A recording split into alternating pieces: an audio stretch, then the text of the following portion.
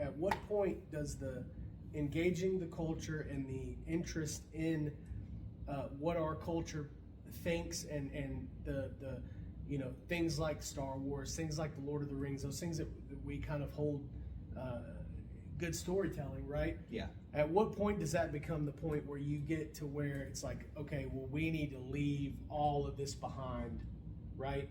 Like we've come to a level where we've gone beyond just this is imagination or this is fantasy, that it's kind of brought into reality. Can you explain, like, because I think there's a in between there. Yeah. So the main thing that I know when it comes to our storytelling and everything like that is when it becomes more of an idol.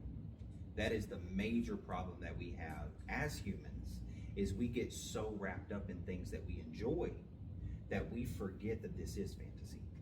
Like for example, Harry Potter.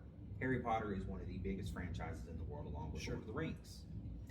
Now, most people will look at Harry Potter and be like, well, this is a problem, there's magic in it.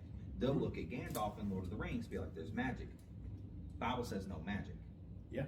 However, this is fantasy. We know this is not real. And we, as Christians, are not going to go out and start trying to imitate this magic. We're not going to go out and start trying to wave wands around and do things like this. Yeah, we may look at it and be like, oh, this is pretty cool. I like this. It's a good story.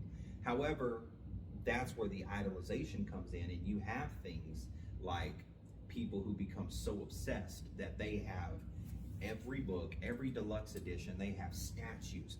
They go and spend thousands upon thousands of dollars a year to go to these conventions, to go to these things, and it becomes their persona, it becomes their life. Yeah.